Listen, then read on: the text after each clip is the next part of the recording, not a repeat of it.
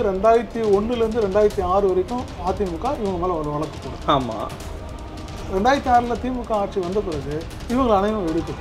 இப்போ நாளைக்கு வந்து தேர்தல் நடந்து ஆட்சி மாற்றம் ஏற்பட்டு காங்கிரஸ் வந்து மத்திய அமைச்சரில் வந்து அரசாங்க பதவிக்கு வருது. ஓகே, இந்த இடி என்ன பண்ணணும்னு நினைக்கிறீங்க? யார் தப்பு பண்ணியிருந்தாலும் அவங்களை போய் அட்டாக் பண்ணும். அதுதான் கைப்பாவை என்பது. அரசினுடைய கைப்பாவையாக காவல்துறை பல்வேறு நேரங்களில் வந்து இயங்கியிருக்கு. இதே இடி என்ன பண்ணோம்னா பாஜக அனைத்து தலைவர் மேலே வழக்கு போடும்.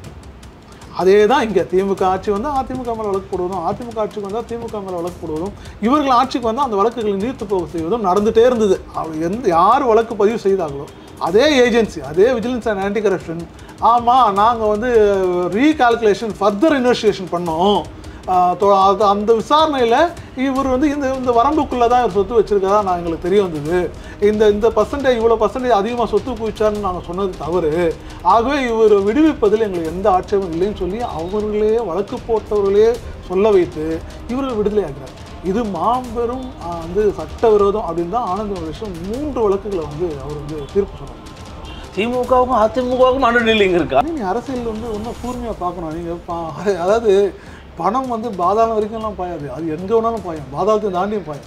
இவங்களுக்குள்ளே இருக்கிற வந்து ஒரு வந்து அண்டர்ஸ்டாண்டிங் இல்லாமல் இந்த வழக்குகள் அப்படியே கிடப்பில் போடப்பட்டிருக்கு. இதை பல முறை வந்து பல பேர் பேசிட்டாங்க.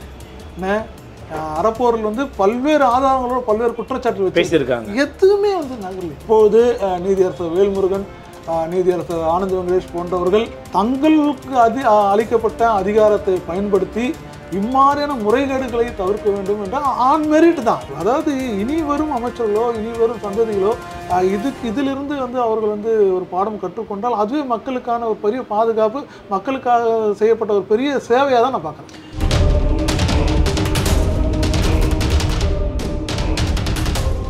அன்னை பர்னிச்சர்ஸ், அன்னை திருமண சீர்வரிசை பொருட்கள், டிவி, ஃபிரிட்ஜ், வாஷிங் மெஷின் உள்ளிட்ட 200க்கும் மேற்பட்ட பொருட்கள் அடங்கிய திருமண சீர்வரிசை ரூபாய் 99,000 மட்டுமே. தமிழகம் முழுவதும் இலவச டோர் டெலிவரி. தொடர்புக்கு 7550144440 9345044044. நிம்மதி property management. Contact 7667008999. Fourth estate Tamil நேயர்களுக்கு அருள்மொழிவர்மனின் அன்பார்ந்த வணக்கங்கள். இது உங்கள் ஃபோர்த் எஸ்டேட் தமிழ் வழங்கும் பெருதுனும் பெருதுக நிகழ்ச்சி.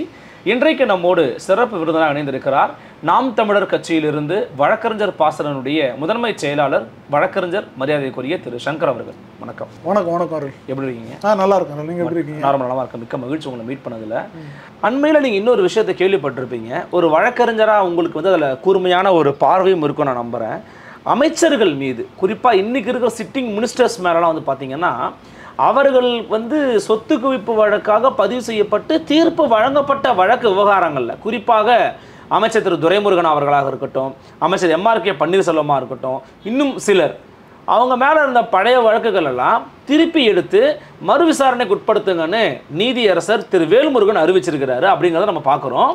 இந்த விவகாரங்கள் தொடர்ச்சியாக வருது, அதுவும் எலெக்ஷன் நெருங்கும் போது வர்றது அப்படிங்கிறத சந்தேகத்திற்குரிய கண் கொண்டு பார்க்கணுமா? நீங்கள் எப்படி பார்க்குறீங்க இதை? அரசியல் தாண்டி நீதித்துறையில் பல்வேறு சந்தர்ப்பங்களில் பல்வேறு வந்து ஓட்டைகள் இருப்பு அப்படின்றத நம்ம ஏற்கனவே நிறைய வந்து சொல்லியிருக்கோம்.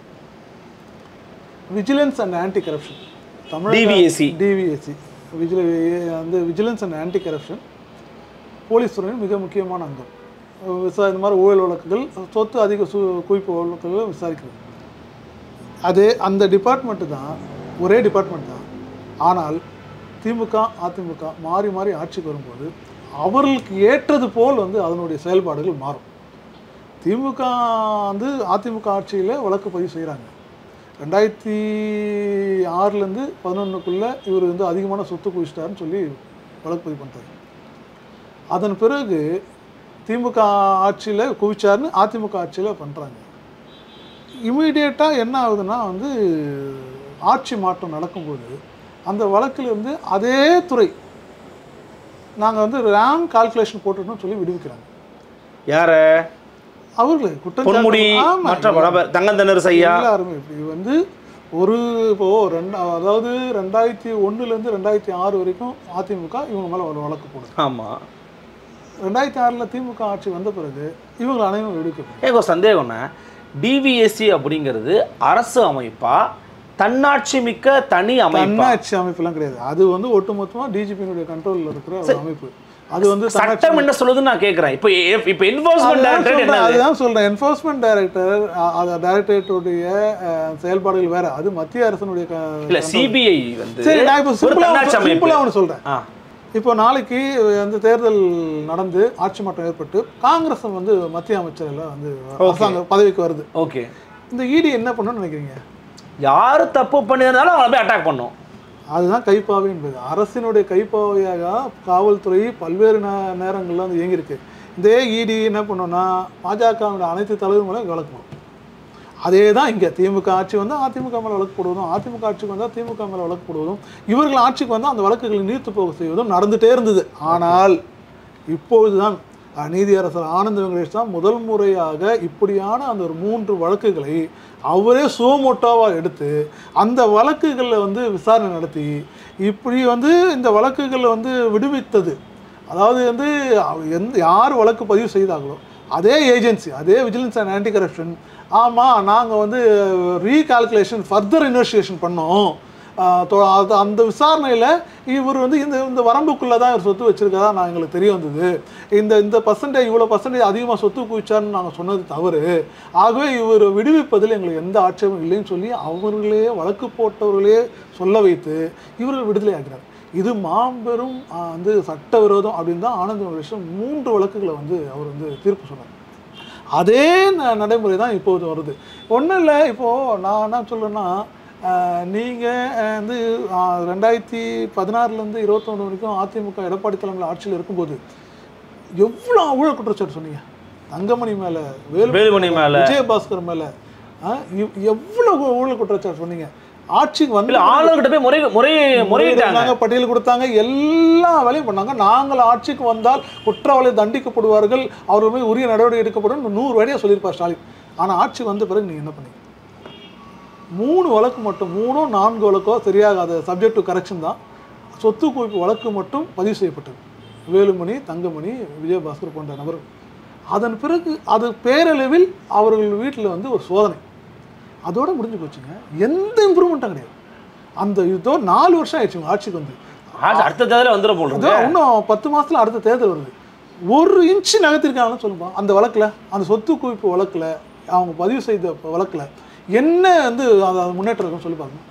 ஒரு கைது, ஒரே ஒரு கைது. நீங்கள் அமைச்சரோட விடுங்க, அவர்களுடைய பினாமிகள் அவன் இவ்வளோ வந்து இவ்வளோ கஸ்டடி எடுத்தாதான் அவன் எவ்வளோ சொத்து வச்சுருக்கான்னு எங்களுக்கு தெரிய வரும் அப்படின்ற ஒரு கட்டத்தில் வரும்போது அவனை கூட நீங்கள் எடுக்கலையே, அந்த பினாமிகளோட கைது செய்யப்படலையே. நீங்கள் இதை எப்படி பார்க்குறீங்க? இவங்களை போய் வீராதி வீரன் சூராதி சூரன் இவங்க மீசை மூடிட்டு வெளியில் பேசிட்டு இருக்காங்க, அப்பாவும் பையனும். என்ன உங்களால் அப்படி ஊழலுக்கு எதிரான வந்து உங்களை வந்து நபர்கள் நீ சொல்கிறேன்னா ஒரு நடவடிக்கை கூட எடுக்காமல் எப்படி நீங்கள் தவிர்க்கிறீங்க? அப்போது உங்களுக்குள்ளே வந்து ஒரு கரண்ட்டில் வந்து அண்டர் கரண்ட்டில் ஏதோ ஒரு டீலிங் இருக்குது தானே மக்கள் யோசிப்பாங்க. மக்களுடைய பார்வை என்னவா இருக்கும்? திமுகவுக்கும் அதிமுகவுக்கும் அண்டர் டீலிங் இருக்கா? நீங்கள் அரசியல் வந்து இன்னும் கூர்மையாக பார்க்கணும். நீங்கள் அதாவது பணம் வந்து பாதாளம் வரைக்கும்லாம் பாயாது, அது எங்கே வேணாலும் பாயும், பாதாளத்தை தாண்டியும் பாயும். இவங்களுக்குள்ளே இருக்கிற வந்து ஒரு வந்து அண்டர்ஸ்டாண்டிங் இல்லாமல் இந்த வழக்குகள் அப்படியே கிடப்பில் போடப்பட்டிருக்கு. இதை பல முறை வந்து பல பேர் பேசிட்டாங்க. என்ன அறப்போரில் வந்து பல்வேறு ஆதாரங்களோட பல்வேறு குற்றச்சாட்டு பேசியிருக்காங்க, எதுவுமே வந்து நகரலையே. ஏன் அவங்க உங்களால் நடவடிக்கை எடுக்க முடியல? ஆனால் நீதிமன்றங்கள் தான் இப்பொழுது ரொம்ப லேட்டாக தாமதமாக வந்து கண்விழித்தாலும் இப்பொழுது நீதியரசர் வேல்முருகன், நீதியரசர் ஆனந்த் வெங்கடேஷ் போன்றவர்கள் தங்களுக்கு அளிக்கப்பட்ட அதிகாரத்தை பயன்படுத்தி இம்மாதிரியான முறைகேடுகளை தவிர்க்க வேண்டும் என்ற ஆன் மெரிட் தான். இப்போது இதே வந்து எந்த டைமிங்ல வருதுன்னு முக்கியம் இல்லைன்னா என்ன டைமிங் இது பாருங்க. தொடர்ச்சியா எல்லா திமுக அமைச்சர்கள் மேலயும் நீங்க தேர்தலையும் இந்த வழக்குகளுடைய விசாரணை எப்போ வருதுன்றதையும் நீங்க வந்து லிங்க் பண்ண வேண்டிய அவசியம் கிடையாது. இதை நான் உயர்நீதிமன்றத்திலே நீங்க என்னன்னா அதனுடைய நடைமுறைகள் தெரிந்த வழக்கறிஞன்றதுனால நான் சொல்றேன். இது வாண்டடா இமீடியட்டா வந்து அதனுடைய என்னன்னா இந்த மாதிரி அப்பீல்ஸ் வந்து வரிசைப்படி தான் வந்து விசாரணை எடுக்கணும். 2022 அப்பீல், 17 அப்பீல், 18 அப்பீல், இது வரிசையாக தான் எடுப்பாங்க. அந்த வரிசையின் அடிப்படையில் தான் எடுக்கப்பட்டது. ரொம்ப வந்து தேவைன்னா அதை தாண்டி எடுக்கிறாங்க. ஆனால் இது வந்து இந்த டைமிங் நீ சொன்னீங்களே, ஏதோ தேர்தலுக்காக நோக்கத்துக்காக இது உடனடியாக இந்த வழக்குகள்லாம் விசாரணை எடுக்கப்படுகிறது, இவ்வளோ நாள் ஏன் எடுக்கல இப்போ எடுத்தீங்க அப்படின்றது காரணம் என்ன அப்படின்னு கேட்குறீங்க. அதனுடைய காரணம் வந்து என்னை பொறுத்த வரைக்கும் இப்படி தேர்தல் நோக்கியான ஒரு காரணம் கிடையாது. ஏன்னா இப்போ இதுக்கு முன்னாடி இருந்தவங்க ஏன் அதை எடுக்கல? நான் சொன்ன மாதிரி அவங்களுக்கு வந்து இதை சுவமோட்டோவாக எடுக்கிறதுக்கான பவர் இருந்தாலும் பல்வேறு நீதிபதிகள் உங்களுக்கு தெரியும், அதாவது ஜாதி மதம் மற்றபடி அரசியல் சார்பு இதெல்லாம் கடந்து தான் ஒரு நீதிபதியாக வந்து இருக்க முடியும். ஆனால் அந்த அப்படியே தகுதி கொண்ட நீதிபதிகள் இப்போ குறைஞ்சிட்டே வராங்கன்றது பொதுவான கருத்து. அதை மீறியும் இப்படியான சில வந்து வழக்குகளில் நேர்மையான வந்து ஒரு தீர்ப்புகள் வழங்கப்படுவது என்பது நீங்க வந்து தேர்தலோட வந்து லிங்க் பண்ணக்கூடாது. நான் வந்து அவங்களுடைய கருத்துல உலோகம் நான் கற்பிக்கல, ஆனா உலோகம் நான் சொல்லல, டைமிங் சொல்றேன். ஆமா, டைமிங் வந்து ஏன் இது மட்டும் அந்த நேரத்துல மட்டும் வருது அப்படின்றது வந்து இதுதான் காரணம். நான் சொன்ன மாதிரி வந்து இது வந்து ஏதோ ஒரு விஷயத்தை நோக்கி வந்து இந்த தீர்ப்புகள் எழுதப்படவில்லை, விசாரணை நடத்தப்படவில்லை. இது இயற்கையாக அமைந்த வந்து விசாரணை தான். ஆனால் இதை வந்து இப்படியான நீதிபதிகள் மிக மிக வந்து இதே ஆனந்த் வெங்கடேஷ் போன்றோ நீதியரசர் வேல்முருகன் ஐயா அவர்கள் போன்றோ மிக வந்து வேகமாகவும் துரிதமாகவும் இந்த வழக்குகளை நடத்தும் பட்சத்தில் இன்னும் பல்வேறு ஊழல் வந்து பெருச்சாளிகள் தண்டிக்கப்படுவார்கள் என்பதுதான் என்னுடைய கருத்து. இல்லை 6 மாதத்துக்குள்ள இந்த வழக்கை விரைவாக விசாரிச்சு முடிக்கணும்னு சொல்றாங்க. இந்த வழக்கை விசாரிக்க போற அமைப்பு என்ன அமைப்பா இருக்கும்? 6 மாசத்துக்குள்ள எப்படி வேணா தீர்ப்புகள் வர வாய்ப்பு இருக்கு? அமைப்பு கிடையாது, ட்ரையல் கோர்ட். எந்த கோர்ட் அவங்களை விடுவிச்சதோ, இப்போ வேலூர் கோர்ட், ஆமா வேலூர் கோர்ட், எந்த கோர்ட்ல வந்து வழக்கு வந்து அவர் விடுவிக்கப்பட்டார்களோ அதே நீதிமன்றம் தான் இதையும் விசாரிக்கும். சரி, திருப்பி அதே ரிசல்ட் வரதானே போகுது, வேற என்ன மாற போகுதுன்னு நினைக்கிறீங்க? இல்லை, விசாரணைக்கு முன்பாக விடுவிக்கப்பட்டார்கள், அதான் பிரச்சனை. அவங்க ஒரு வந்து என்ன பண்றாங்கன்னா டிஸ்சார்ஜ் பெட்டிஷன் போடுறாங்க. டிஸ்சார்ஜ் பெட்டிஷன்ல விஜிலன்ஸ் ஆன்டி கரப்ஷனே வந்து பதில் போடுது, ஆமா இவங்கெல்லாம் நான் வந்து விசாரிக்கவே நான் தப்பா போட்டாங்க, அவங்களே பின்வாங்கிடுறாங்க. ஒரு விட்னஸ் கூட பாக்ஸ்ல ஏத்தலைங்க, ஒரு டாக்குமெண்ட் கூட மார்க் பண்ணலைங்க. அப்படியே இவங்க ஆட்சிக்கு வந்த உடனே அந்த கூப்பிடுறது, அந்த ஐஜியோ இல்லை வேறு சம்மந்தப்பட்ட அதிகாரிகள் இவங்களுக்கு வேண்டியவங்களை போடுறது, அவர் உடனே வந்து ஃபர்தர் இன்வெஸ்டிகேஷன் நடத்தணும், அதை நாங்கள் கண்டுபிடிச்சிட்டோம், இதெல்லாம் வந்து ஒன்றும் வரம்புக்குள்ளே தான் இருக்குது அப்படின்னு சொல்லுவார். உடனடியாக வந்து நீதிமன்றத்தை வரவில்லை. ஏன்னா நீங்கள் தான் ப்ராசிக்யூஷன் ஏஜென்சி, நீங்களே சொல்கிறீங்க இல்லை வரம்புக்குள்ளே தான் இருக்குது, அந்த அந்த அந்த அந்த குறிப்பிட்ட சதவீதம் அவர் வந்து கிராஸ் பண்ணலன்னு. நீதிமன்றத்துக்கு வேறு வழி இல்லை, அதனால் விடுவிக்கும்.